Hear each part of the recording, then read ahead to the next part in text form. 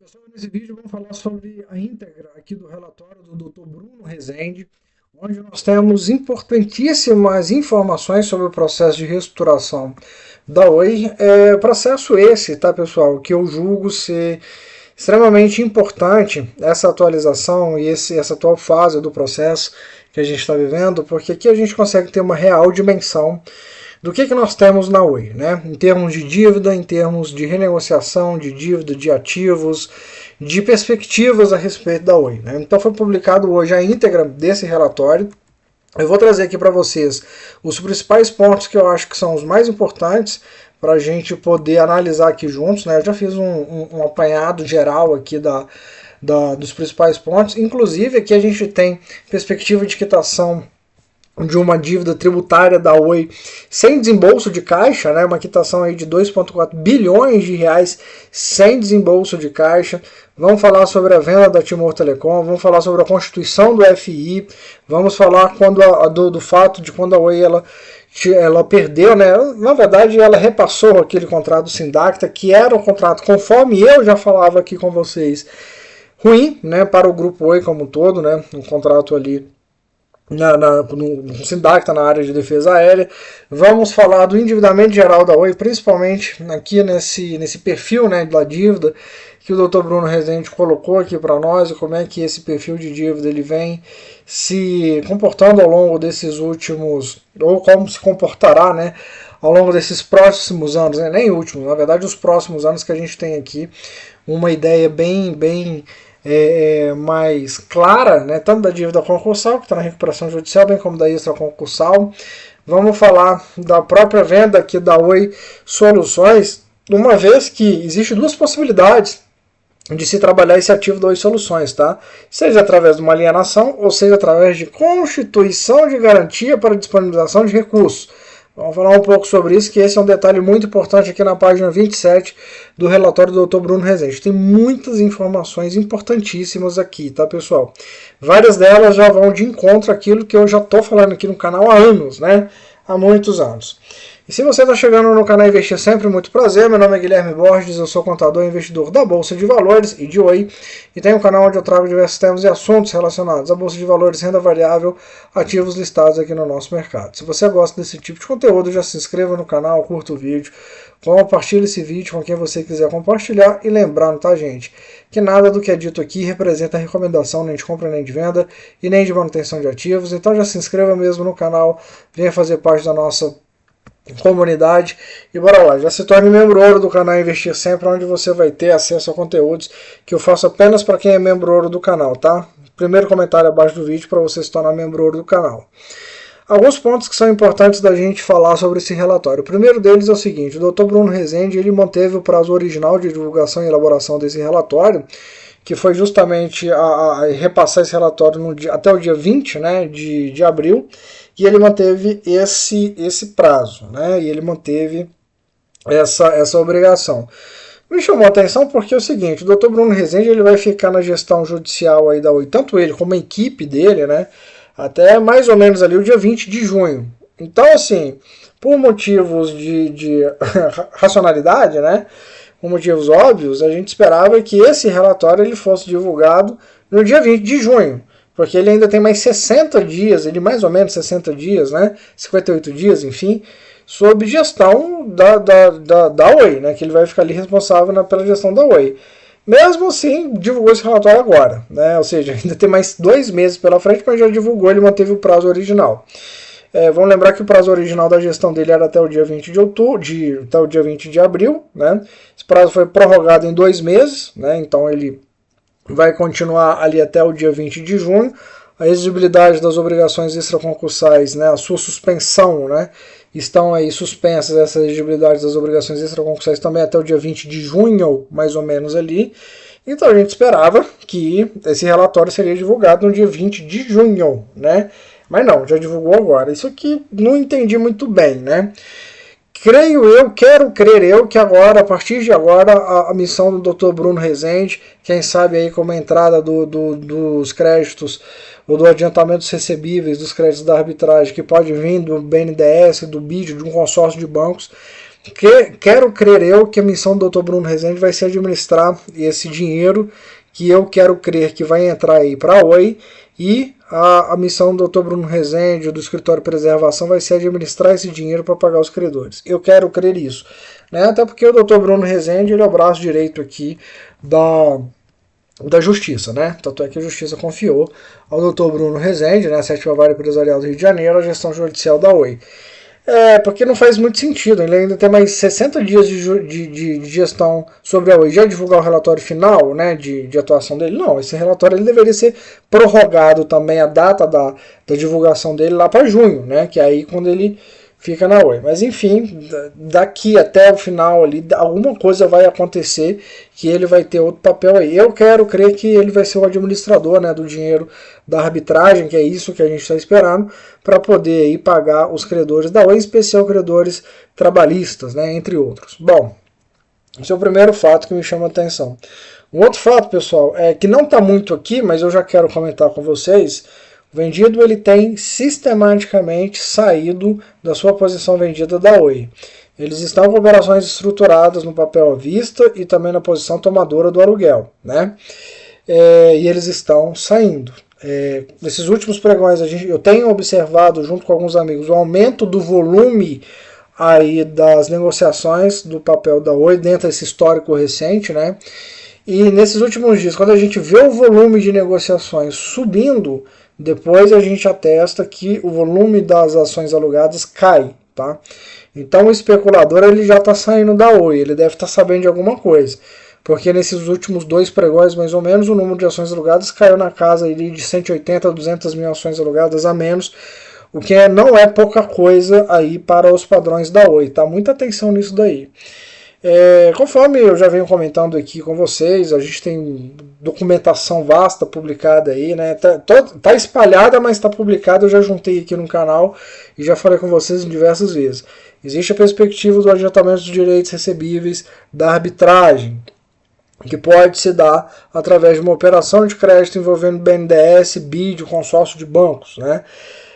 BNDES está aí com o programa, né, Brasil Soberano 2, com a pretensão de investir em algumas áreas significativamente em algumas áreas, né, que são muito importantes ou fundamentais para o BNDES. Fertilizante, remédio, inteligência artificial. Inteligência artificial é o Oi Soluções, né? Não só Oi Soluções é a inteligência artificial, como é a IoT, armazenamento de dados em nuvem, cibersegurança e por aí vai, né? Tem um amplo portfólio de serviços de tecnologia de informação a Oi Soluções, tá? Mas então, o que a gente observa é que eu acredito que a gente precisa começar a ver o BNDES, o Mercadante todo. Eu vi várias entrevistas do Mercadante agora nesse fim de semana, nesse feriado, na verdade, também. Esses últimos dias aí, né? Eles falam de inteligência artificial o tempo todo. O tempo todo. Inteligência artificial é a Oi, né? A Oi Tech, a Oi Soluções. E é isso, né? A Oi, na minha visão, ela já saiu do seu papel de ser a grande Big Tech, ou ser a grande empresa, né, a campeã nacional de telecomunicações, para se tornar a grande Big Tech do Brasil. Né? Essa é a minha visão, essa é a virada de chave que eu acho que o governo federal, o poder público, ele está fazendo aí ou é a pretensão dele de fazer com a Oi. BNDES é uma peça-chave agora, né? Ainda mais às vésperas de eleições, vão despejar dinheiro na economia, e despejar dinheiro dentro da Oi faz todo sentido. Não me estranharia até se eventualmente o BNDES fizesse uma aquisição de uma parte das ações da Oi. Por que isso, Guilherme? Porque o BNDES voltou a fazer parte, ou voltou a comprar equity, né, de algumas empresas. O BNDES ele comprou uma participação ali na IVE, que é aquela empresa da Embraer, né, que fabrica aqueles carros voadores. Comprou participação 20% de uma empresa de fertilizantes lá de Santa Catarina, e ele voltou a investir nas empresas. Faria todo sentido na Oi a gente ter, né, quem sabe o BNDES sendo dono aí de uns 10, 15, 20% de participação da Oi, uma vez que a Oi é uma empresa estratégica para o Brasil, a Oi Soluções, a Oi Tech, né, na área de tecnologia, e o BNDES mostraria ao mercado, isso ia ser um tapa de luva na cara, né, da Faria Lima, de tanta gente, de tanto vendido, de tanta gente que fala tanta bobagem a respeito da Oi, né? Porque a Oi, como se o BNDES tivesse uma participação da Oi, o BNDES ia mostrar para o mercado, né, como um todo, para o Brasil, que a Oi tem dono, né? Ao contrário de empresas igual o IRB, apesar de ter alguns donos, né, tem figurão de mercado que tem ação do IRB, o IRB não tem dono, né? Não tem ninguém, das pessoas que estão ali, ninguém tem um senso de dono mesmo, de querer tomar a frente da operação e tocar, né, essa resseguradora para frente.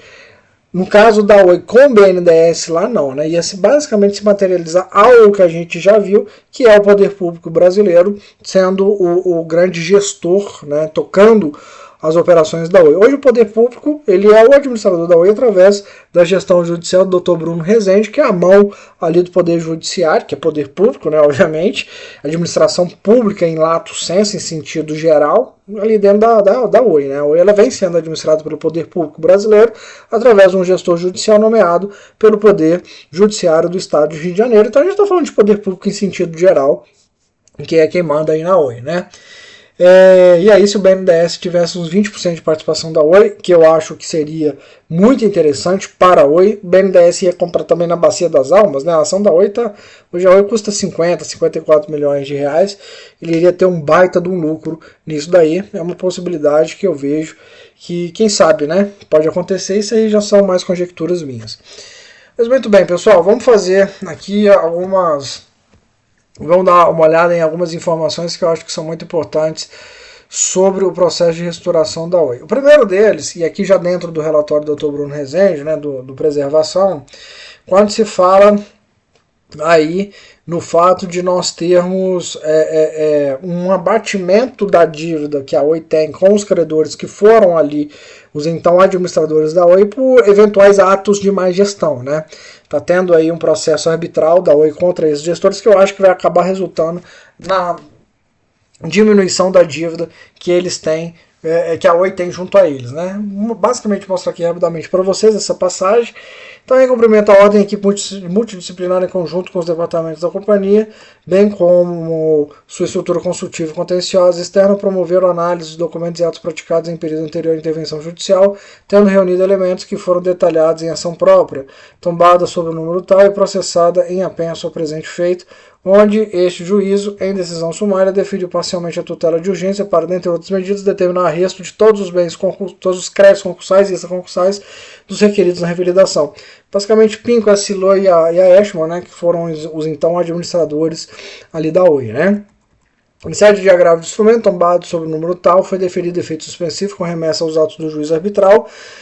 Tal decisão foi submetida à análise do órgão especial em sede de mandato de segurança, que suspendeu a tutela recursal deferida pelo extremamente senhor desembargador relator até a ulterior deliberação da instância superior. Como se observa, a partir do afastamento da antiga diretoria, a instituição da gestão judicial, o processo de recuperação judicial da Oi revelou novos contornos e revestiu-os de complexidade extrema. Então, basicamente, o que a gente pode ver, eventualmente, é uma redução da dívida da Oi, né? Para com Pinco, Silo e Ashmore através do resultado desse procedimento arbitral que vai ser bem interessante. Qual que é a dívida hoje da Oi? Né? 42 bilhões de reais, eles colocam aqui a dívida atualizada. Perfil de vencimento da dívida concursal e extraconcursal, então a gente tem aqui 8,1 bi vencendo até final do ano que vem, até dezembro de 27, mais 5,7 bi vencendo em 2028, entre janeiro e dezembro de 28, e 28,2 bilhões vencendo entre 2029 e janeiro de 2029 e dezembro de 2052, chegando nos 42 bilhões de reais. Muito claro, né?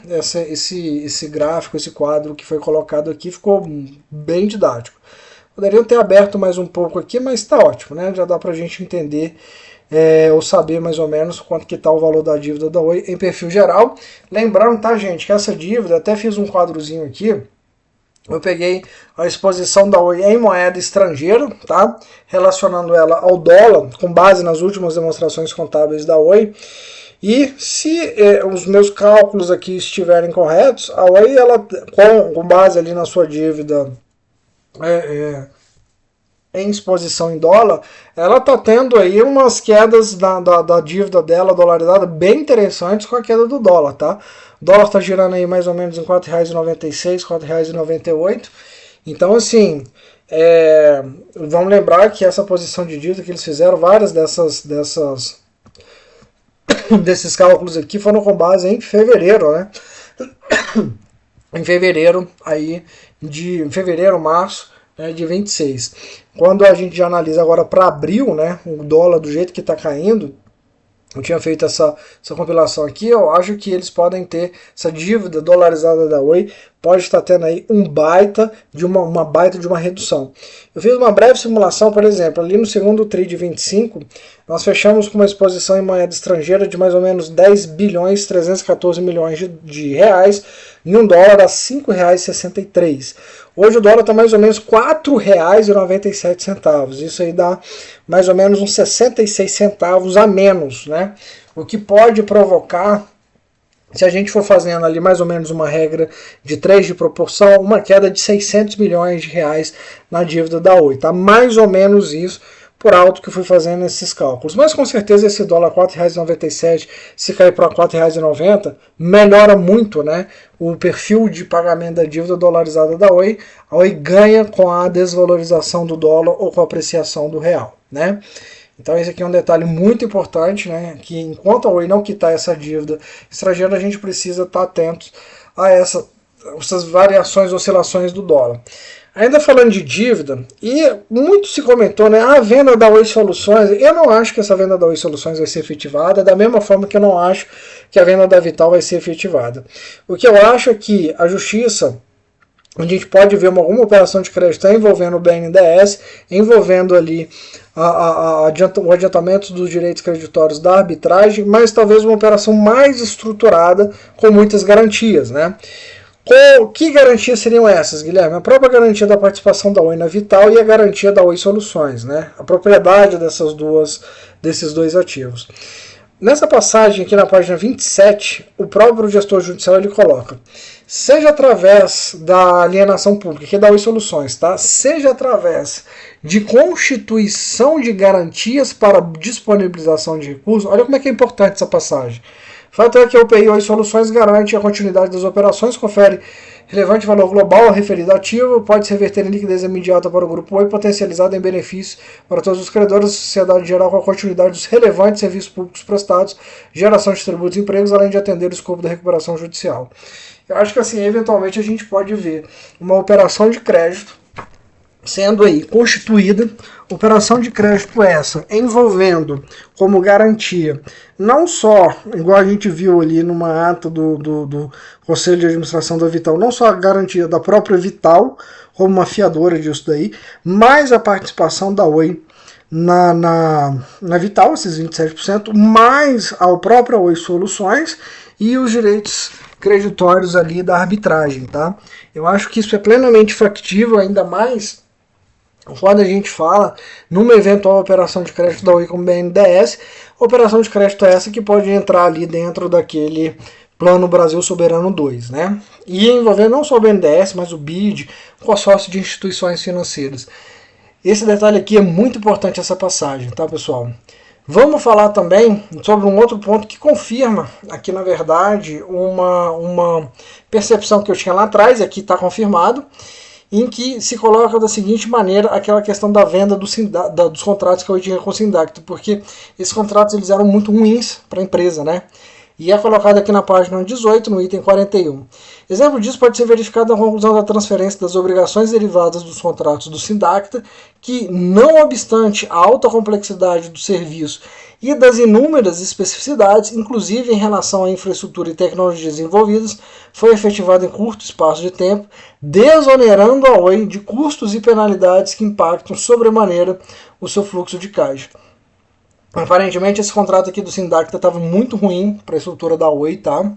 E a transferência dele para Claro, né, que a gente viu lá atrás, foi algo importantíssimo, justamente para você racionalizar a operação da Oi, né, trazendo aí uma melhora no fluxo de caixa para a Oi, ou seja, mais uma operação, mais um contrato que era danoso e deficitário para a estrutura da Oi.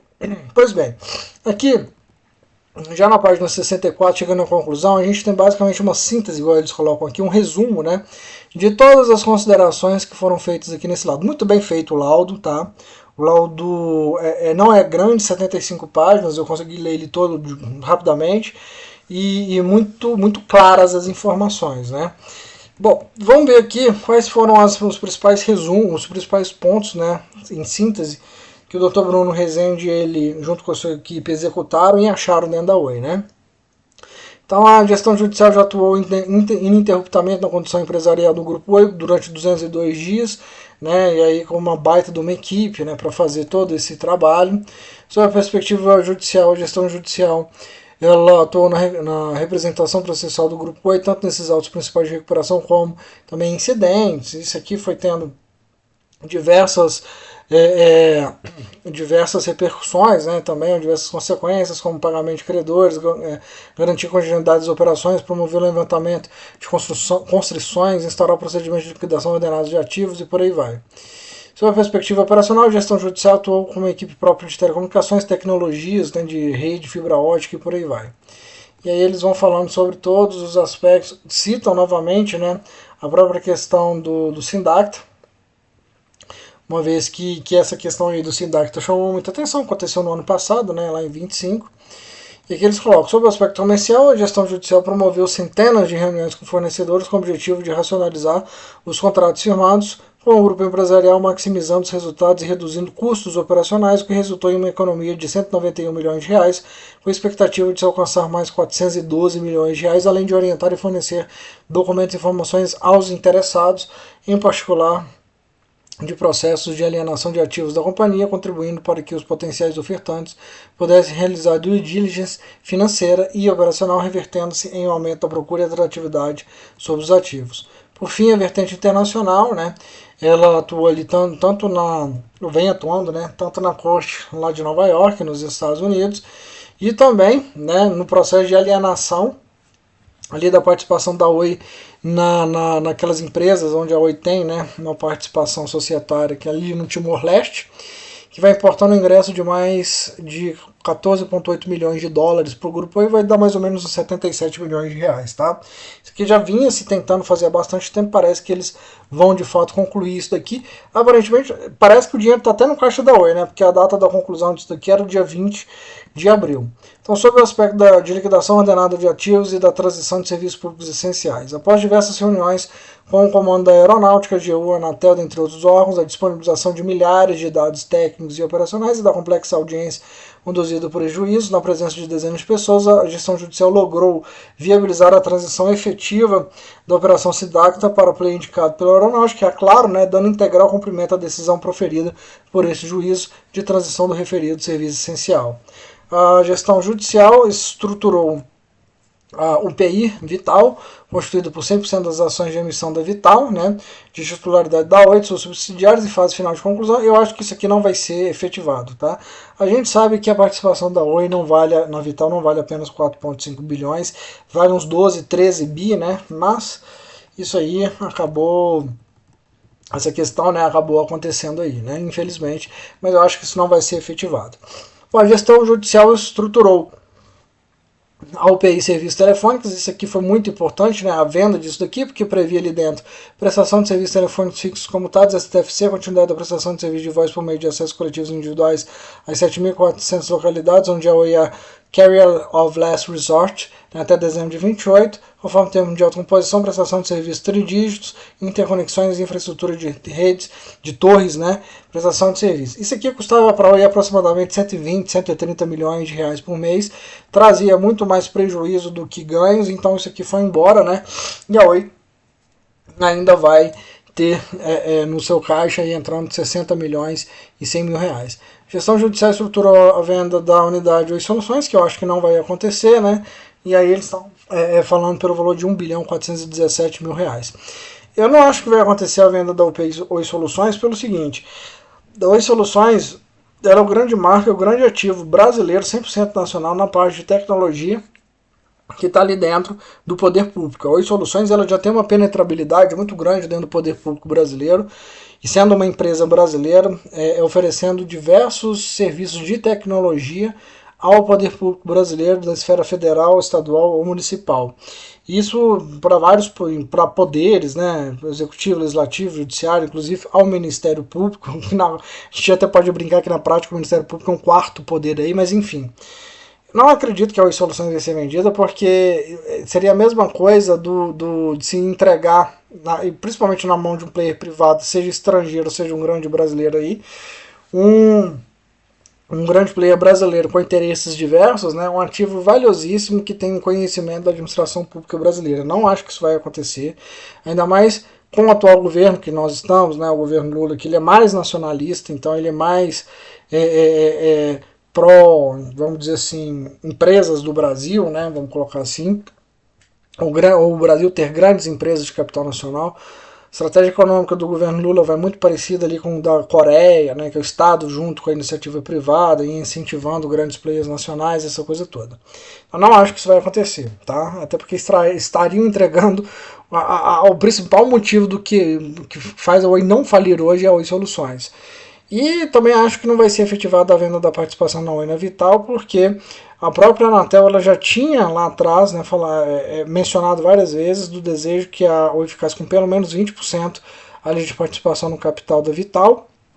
Uma questão estratégica, talvez envolvendo bens reversíveis, também envolvendo, obviamente, a participação da Oi de um player, né, já próximo ao Estado, que é a própria Oi, no capital da Vital, porque hoje a Vital, quem que é o dono da Vital? Basicamente o BTG, o Fundo Soberano de Singapura, e o Canada Pension Plan, né, que é aquele fundo de pensão canadense.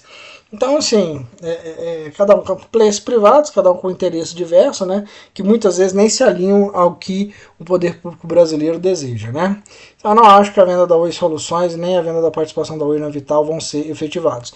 Muito pelo contrário, eu acredito que esses dois ativos eles serão dados em garantia em uma operação de crédito estruturada junto ao BNDES e ao BID. Isso que eu vejo, né, caminhando aí o contorno de toda essa história da Oi.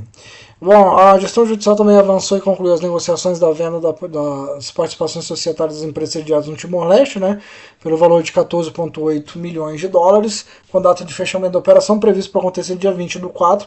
Foi agora segunda-feira, né, espero que esse dinheiro já tenha caído no caixa da Oi.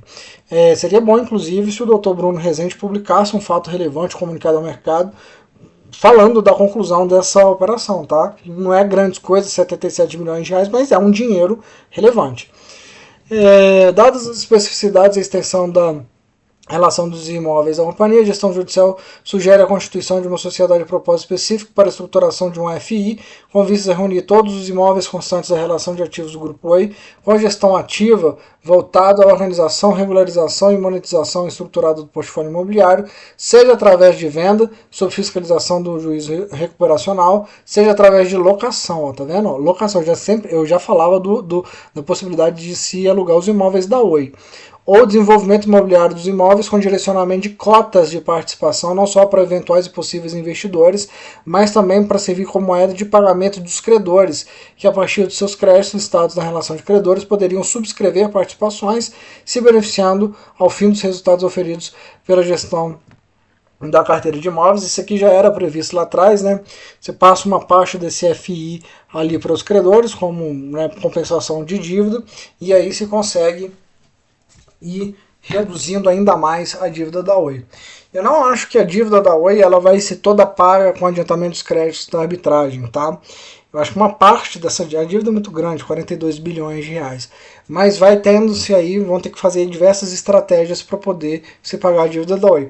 Aqueles créditos que, apesar do Bruno Rezende não ter citado aqui, né, os créditos que a Oi tem com a Fistel, né, que é uma outra questão junto à Anatel, a Oi tem 17 bilhões de reais, eventualmente esses créditos podem ser utilizados para bater a dívida que a Oi tem junto à União, né, que veio das multas lá da Anatel, estava aí mais ou menos em 8,4 bilhões de reais, pode utilizar os créditos da Fistel nisso daí, né? É uma possibilidade. Eu vou começando isso hoje com os meus membros lá do grupo do WhatsApp, né? Membros do canal. Bom, continuando aqui, pagamentos créditos dessa concursais, a gente teve 2 leilões reversos que foram uma excelente iniciativa, né, resultando em uma economia concreta de 558 milhões de reais. Revisão de contratos, a gestão judicial promoveu, né, a implementação de políticas de revisão de contratos, racionalizando processos operacionais e alterando modelos de execução para formas mais eficientes, o que resultou em uma economia global de 191 milhões, com perspectiva de alcançar a economia total de 412 milhões em médio e longo prazo, quando a conclusão da revisão de outros 159 contratos. Excelente, né? Tratamento passivo tributário, isso aqui é muito interessante. Isso aqui talvez eu acho que seja um dos pontos mais interessantes que eu vi aqui, né? Olha só, a gestão judicial renegociou a transação fiscal firmada em 22, estabelecendo premissas e condições de pagamento mais amplas e compatíveis com a atual situação econômica e financeira do Grupo Oi e suas projeções de curto e médio prazo, o que poderá resultar na extinção de um passivo tributário variável entre 2,4 bilhões de reais, ou seja, 2 bilhões e 400 milhões de reais, sem desembolso de caixa, mediante a utilização de prejuízo fiscal e da base de cálculo negativa na ordem de 583 bilhões e pagamento mediante uso das garantias bancárias de 128 milhões, além de ter efetuado o pagamento de mais 138 milhões em tributos, inclusive de obrigações inadimplidas em períodos anteriores à intervenção judicial após autorizativos desse juízo recuperacional. Excelente, né? Ou seja, basicamente eles vão conseguir pagar aí uma dívida, né, através de negociações junto à Procuradoria-Geral da Fazenda Nacional, de 2,4 bilhões de reais do passivo tributário federal, né, de tributos federais que eles têm, e utilizando como uma parte desse pagamento, né, a própria questão ali do prejuízo fiscal, mas também o uso de garantias bancárias, né, 128,9 milhões de reais.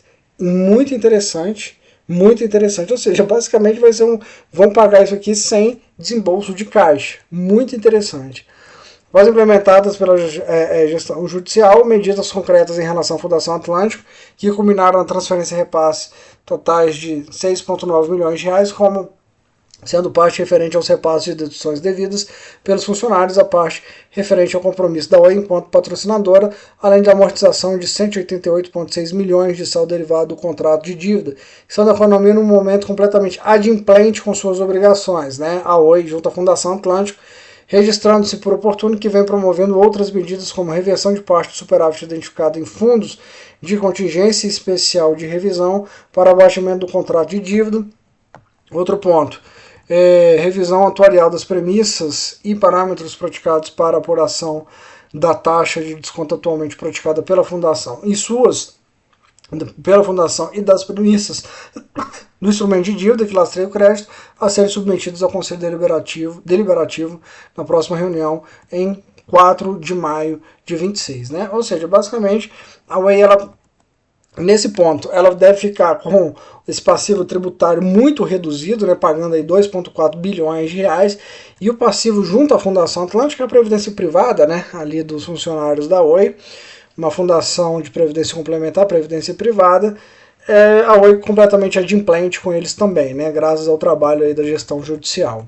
Sobre o aspecto do incremento do fluxo de caixa e maximização da venda de cobre, então a gestão judicial promoveu a renegociação do contrato da venda de cobre com a empresa Sanlien, né, exportadora e importadora limitada, que representou um acréscimo de quase 30% e ingresso de recurso imediato para a Oi de 23,4 milhões de reais e de 10 milhões de reais a prazo de até 150 dias ou conclusão da extração de 10 mil toneladas, né, com previsão de ingresso em junho de 26, bem como submeteu a autorização deste juízo a contratação da empresa R-Log Transportes e Agenciamento de Carga Internacional Limitada para promover a retirada da sucata do cobre em melhor condição, com aumento do preço do quilo da sucata para R$ 9,50.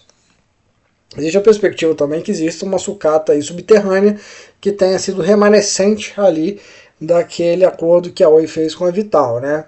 Seriam aí talvez mais uns 2 bilhões de reais, apesar que eles não citaram aqui. Recuperação de 517 milhões de valores depositados junto à Anatel, né? A Oi ela fez esse saque, né? Desse dinheiro, onde ela utilizou metade dele basicamente para os créditos ali extraconcursais através dos 2 leilões reversos. 100 milhões foi para ratear, né, entre os credores da própria recuperação judicial. Agora a Anatel vai querer esse dinheiro de volta, né? Então é uma possibilidade aí com o dinheiro do crédito da arbitragem, né? Recuperação de depósitos judiciais, a gestão judicial vem diligenciando junto ao juízo, onde se processam ações em face das recuperandas com vistas a buscar a cooperação judicial para a transferência de valores eventualmente retidos, constritos, penhorados, vinculados às respectivas ações referentes a créditos submetidos à recuperação judicial que devem receber na forma e no tempo do plano de recuperação judicial homologado, já tendo logrado êxito em recuperar quase 54,2 milhões né, com perspectiva de se alcançar 2 bilhões na medida em que os pedidos forem sendo processados e deferidos junto aos seus respectivos juízes naturais. Exatamente. A Oi ela tem um ativo gigantesco de depósitos judiciais, especialmente da esfera civil e da esfera trabalhista também, né? Então é mais ou menos uns 2 bi, né? Que uma parte ela já tinha sacado, então mais uns 2 bilhões de reais, que é um dinheiro muito importante para entrar no caixa da Oi e ela ir pagando as suas dívidas, né? E eles estão fazendo isso. Eu vi movimentações aí no processo de recuperação judicial da Oi, principalmente de cartas precatórias. Provavelmente já era a juíza ali de primeira instância, né, a doutora Simone Chevron, mandando cartas precatórias, conversando com outros juízos, né, Brasil ou fora, para liberar logo esse dinheiro dos depósitos judiciais da Oi. Recuperação de recursos retidos pela Caixa Econômica Federal, através de análises implementadas pela gestão judicial e diligências deferidas por esse juízo, foi possível recuperar 28 milhões, né, que se encontravam retidos aí na Caixa Econômica Federal. Plano de recuperação de inadimplência, gestão judicial elaborou e vem executando, através dos setores internos do Grupo Oi, o plano de cobrança de contratos inadimplidos. Já tem logrado recuperar a quantia de 49,1 milhões de reais, com expectativa de recuperação da quantia total de 262 milhões de créditos em controvérsia em favor do Grupo Oi, né, principalmente contra estados, aí, né, alguns estados devendo a Oi, e aí ela vai recuperando esses créditos. Recuperação de recursos retidos junto à Claro, então a gestão judicial vem implementando negociação com a Claro com o objetivo de buscar o desbloqueio de 14,7 milhões de reais decorrentes da relação comercial firmada entre as empresas para execução do consórcio Nova Rede Correios, né? Então são mais 14 milhões aí de reais para entrar para a Oi. Daqui eles vão falar do rateio, né, de 100 milhões de reais para amortização de credores concursais com parcelas em atrasos, que foi com o dinheiro, né, justamente daquele saque lá das garantias da Anatel. E aqui eles vão falar um pouco sobre a atualização e projeção da situação econômico-financeira da Oi, né? E aqui, basicamente, o que a gente foi vendo, principalmente, a gente tem que lembrar, né, gente, aqui é muito importante que a gente está falando dos CNPJs que estão em recuperação judicial. A gente não analisou em nenhum momento, por exemplo, as demonstrações contábeis da Oi Soluções como um todo, tá? E aqui eles vão falando de mais algumas outras questões que a gente já sabe, né, sobre a própria reestruturação da Oi, alguns pontos a respeito aí do caixa da empresa e a perspectiva, então, que ó, em 14 do Código 26 a companhia possui caixa líquido, né, a Oi, né, agora no dia 14, 10 dias atrás, enfim, o caixa da Oi estava em 85 milhões 430 mil reais, o caixa líquido, né? As conclusões deduzidas do relatório direcionam para a confirmação de grave crise econômico-financeira atravessada pelo Grupo Oi, que exige alto modelo de gestão acompanhado de fiscalização direta do juízo recuperacional, de forma que sejam reportados para o processo de maneira fidedigna a real evolução do projeto de surgimento do grupo e sua capacidade de reação frente aos desafios prospectados no curto e médio prazo, né? O fluxo de caixa projetado para os próximos 6 meses não considera as receitas advindas da venda da UPI Vital, da UPI Serviços Telefônicos e UPI Imóveis, que dependem de cronograma de execução de diligências externas. Existe a perspectiva aí que a Oi esteja vendendo alguns imóveis para tenda, né, também. E, obviamente, não se fechou, por exemplo, a venda da UPI Serviços Telefônicos ainda não está fechada, tá, gente? Depende da aprovação aí do CAD da Anatel. Se for depender da Anatel, é só lá para 2050, né, que eles aprovam isso, mas ainda, enquanto eles não aprovarem, CAD Anatel, UPI Serviços Telefônicos, ela fica dentro da Oi, e a Oi tem que ficar pagando esses pesados custos da manutenção desses ativos, né? Bom, e aqui eles vão falar da grave crise econômica financeira da empresa, essa coisa toda. Guilherme, como é que isso aqui tudo fecha? Só vai fechar, né, com o dinheiro aí dos créditos da arbitragem, uma operação de crédito, obviamente a uma taxa de juros baixa, que eu espero vir aí do BNDES e do BID, ou de um consórcio de instituições bancárias, de instituições financeiras. Está na hora de vir, né?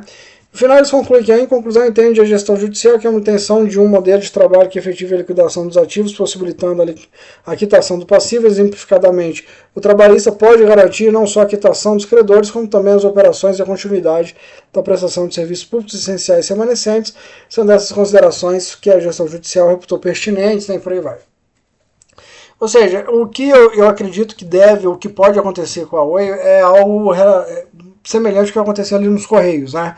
Onde foram injetados, um dos Correios, se não me engano, foi 10 bilhões de reais, um consórcio de instituições, Na Oi também eu acho que pode ser algo nesse sentido, para se quitar, né, uma parte significativa dessa dívida aí da empresa, especialmente com credores trabalhistas, enfim, eventuais outras dívidas tributárias, credores financeiros internacionais, nacionais, não financeiros também, por aí vai. Muita coisa que precisa ser monetizada aí. Dívida da Oi com a União, eu acho que pode ser compensada pelos créditos da Fistel, que a Oi tem, né? Ou seja, a gente está falando de um arranjo geral e de um arranjo bem complexo para se quitando essa dívida e resolvendo a questão da dívida da Oi. Agora, a gente precisa também ver, né, como é que vai ficar a operação da Oi depois disso tudo, que é justamente a Oi Soluções. Eles falam, né, em determinado momento eles mostram aqui, né, a própria questão da Oi Soluções, como é que fica a operação da Oi Soluções. Deixa eu ver se eu acho ela aqui de uma vez. Aqui é o quadro, né? Perfeito. Que é o quadro de valuation ali, eles vão considerar algumas métricas de valuation, né, o WACC, enfim, Enterprise Value, essa coisa toda, Enterprise Value sobre receita, que são algumas métricas de valuation. Mas o que já nos mostra que a receita projetada por Oi Soluções agora para o ano de 2026 é de 987 milhões de reais. E aí? Essa receita ela é operacionalmente positiva, né, viável, ela é superavitária, com 987 milhões de reais da Oi Soluções, quanto que ela consegue transformar isso em lucro líquido, em geração de caixa operacional, em EBITDA, positivo, né? Então isso aqui é um detalhe muito importante que a gente precisa entender, tá? Porque não adianta também só Oi pagar a dívida, né, ou endereçar pagamento de dívida, mas o que vai ser da operação daqui para frente? Esse é um detalhe extremamente importante. Vamos dar tempo ao tempo, que eu acho que muito em breve as coisas, os fatos, as informações, os dados, eles devem ser publicados aí para nós, tá? Quero agradecer demais a sua audiência, lembrando que nada que é dito aqui representa recomendação nem de compra nem de venda e nem de manutenção de ativos. Meu muito obrigado se você acompanhou o vídeo até agora, já se torne membro ouro do canal. E lembrando, tá, gente, que nada que é dito aqui representa recomendação nem de compra nem de venda e nem de manutenção de ativos.